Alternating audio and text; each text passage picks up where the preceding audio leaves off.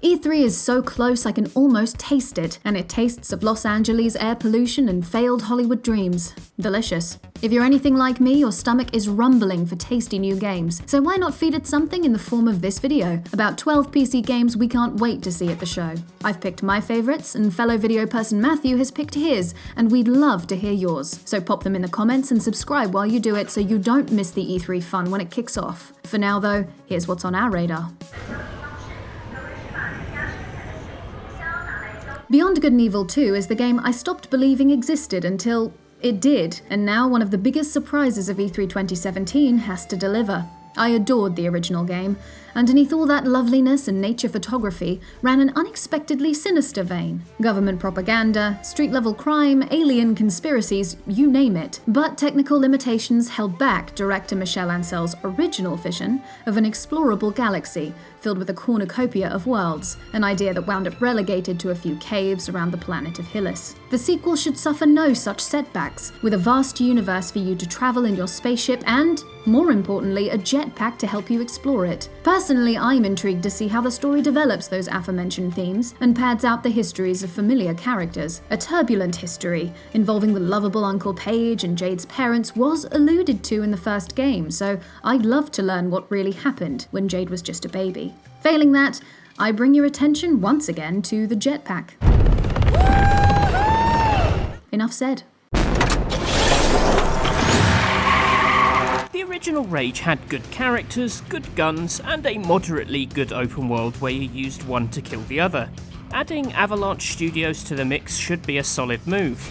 The Just Cause studio know their way around an explosion, and they've already cut their teeth on post-apocalyptic worlds with Mad Max. They've always been strong at mayhem across large landscapes, but maybe not so hot at the smaller scale stuff.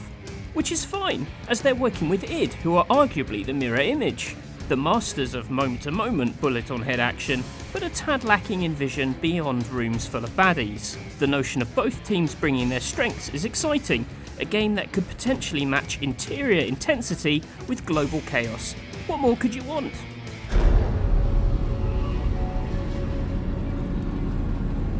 Shadow of the Tomb Raider is the third and final installment in Tomb Raider's rebooted Survivor timeline. It's a trilogy that hasn't quite clicked for me. It's meant to be Lara venturing out into uncharted territory, but she's usually found herself in, well, Uncharted's territory. As much as I've liked the gear-gated hub worlds a la the Arkham games, or naturally forming puzzles hidden in brutal environments, I always found the combat a bit too paint by numbers and the heroine too bland. But from the early tastes of the game, it looks as though Shadow will finally see Lara as the survivor she was redesigned to be. Because those other two times she killed hundreds of people, yeah, that wasn't surviving, that was just the warm-up.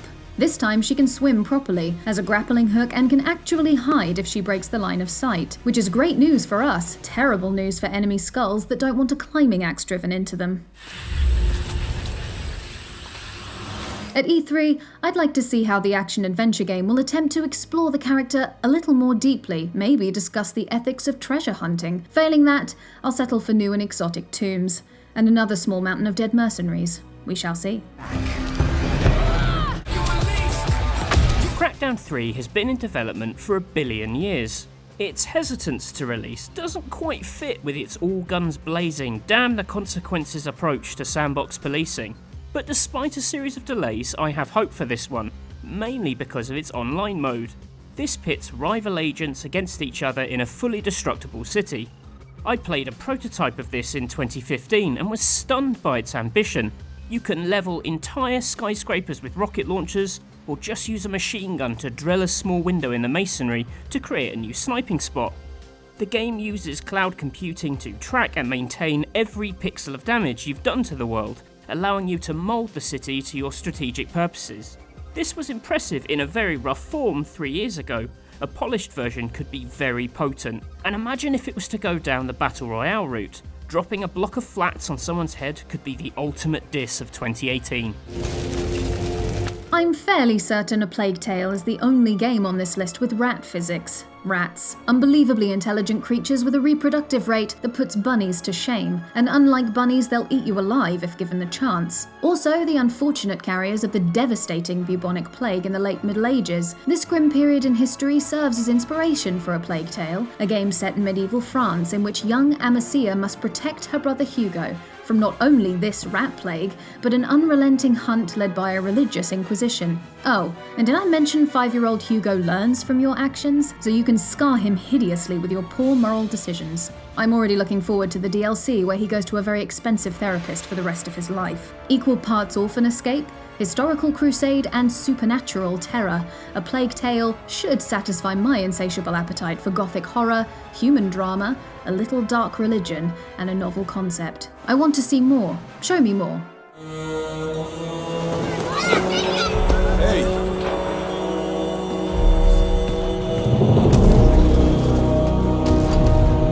I've been thinking about Anthem ever since we saw it at last E3. I've been thinking about how good it will be to jump off a city and skydive into the jungle below, but then I can't stop thinking about how you're going to get back to the city. Are we going to need to jetpack all the way back up there every time we want to buy a snack from the market? Will there be a big elevator? Surely they wouldn't risk such a device with all those monsters about. So that's the big question I want Anthem to answer at E3 2018. How am I getting home without getting annoyed? Sure, I'm interested in other things, like how is BioWare going to make Destiny-esque shared world game and maintain its storytelling smarts? And how will the gunplay feel? If you're going to go down a Destiny-style route, combat needs to be a bit punchier than it was in Mass Effect Andromeda, but I'm mainly bothered with the whole elevator thing. If EA's conference doesn't answer this very pressing question, I'll be disappointed. The Empire, long divided, must unite. I'm no expert on the Total War series, but Three Kingdoms' relocation to China during the dying days of the Han dynasty instantly demands attention. The period sets the perfect stage for a sweeping campaign where you'll secure your legacy and try to turn those three kingdoms into one lovely big kingdom. Turn-based war strategy, real-time tactics, resource management, and historical settings are well-established ingredients set to return. I'm interested to see if it will dig into the known history of the period or adopt the more poetic angle of the romance of the Three Kingdoms. The fictional version turns generals and heroes into rock stars of the battlefield. It would be fun to see them treated as legendary lords as in the recent Warhammer games. Maybe it's all those years playing Dynasty Warriors or watching John Woo's underrated Red Cliff, but the announcement trailer amazed me with its scenes of turmoils and victories. If it can capture both the grand sweep and the personalities of the period, this could be a star of E3. The Sinking City promises the 4 best words in the English language, one of which is technically hyphenated: open world, investigations, and Lovecraft. The 5th best word being cake, but I figure cake has no place in a city of tentacles and eldritch horrors. This third-person adventure game, inspired by the works of H.P. Lovecraft, puts players in the role of a private detective, investigating the twisted goings-on in Oakmont. Not too much is known about the Sinking City. Scary. But what would a Lovecraftian horror be without an existential fear of the unknown? What snippets we have seen leave a lasting impression. Its eerie 20s setting has been foggily realised, more like a memory of a place. Townspeople are unsettling and appear a little crooked, and the atmosphere is sodden and heavy, hinting at the terror brewing all around. Detective work will be meticulous. Developers Frogwares have mastered it over several Sherlock Holmes games, and its scope promises to be impressive. Though I expect any trailer shown at E3 to covet the Sinking City's secrets very closely, I nevertheless want to see this game in more detail. There's no one out there, Artyom. No one to help us. As the Exodus title suggests, the latest Metro game leaves the dark confines of the Moscow underground and steps into the light. Don't expect to be frolicking across grassy fields though. This is still a punishing journey through a radioactive hell. Artem and his family are heading east, hijacking a bloody great locomotive, the Aurora, to make the journey. The train is also a good excuse for the game to whip us around a series of sandbox levels. This isn't a true open world a la Fallout, but a series of large destinations where you can choose to go in sneaky or all guns blazing.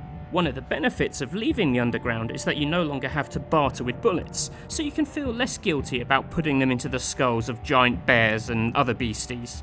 I'm intrigued to see if 4A Games has expanded its linear action without losing the series' atmosphere and tension. A strong showing at E3 will hopefully put any fears to rest. Touch me like I'm an ordinary man. Have a look in my eyes. Barring the heart-stoppingly gorgeous teaser trailer for Cyberpunk 2077, all we've really heard about the game in the last 5 years can be summed up by this single tweet. What is that beep meant to signify? Some ancient computer whirring to life, or a censored swear word as the Twitter account manager stumps their toe? That we're even pondering this tweet shows the hunger for news. It's fair to say CD Projekt Red are playing their Gwent cards close to their chest, and is it any wonder? The upcoming open-world role-playing sequel to tabletop game Cyberpunk 2020 follows on the heels of The Witcher 3, which continues to stand proud as both a critical darling and money-making behemoth. Only this time, ghouls, magic and castles are being replaced with cybernetic limbs, bullets and megacorporations. Cyberpunk 2077 will likely paint a fascinating image of a complex dystopia that may or may not be set in space. Choices will supposedly play a role in your experience as well, resulting in different endings. And if the Witcher series is anything at all to go by, I think we can expect far-reaching side stories across a deep fictional world. If CD Projekt Red doesn't give us a glimpse of this at E3, I think I'll be doing some beeping of my own. E3 normally plays out to a soundtrack of bullets, car engines, and Lara Croft getting impaled on various spikes. The Artful Escape of Francis Vendetti has none of those things. Instead, it pumps your head full of prog rock. You play a musician who is out to discover his rock star persona, which involves wailing on a guitar to walk through the air and playing mini concerts to impress the strange beasts that you meet. There's a simple platformer buzzing away under the hood with Simon Says style minigames to play the music, but the style and sound of the thing are astonishing. It looks like a prog rock album cover come to life, and as those power chords reverberate around the hills, you feel the hairs on the back of your neck stand straight up. At last year's E3, it was the demo I returned to the most, so I'd love to throw myself back in this year.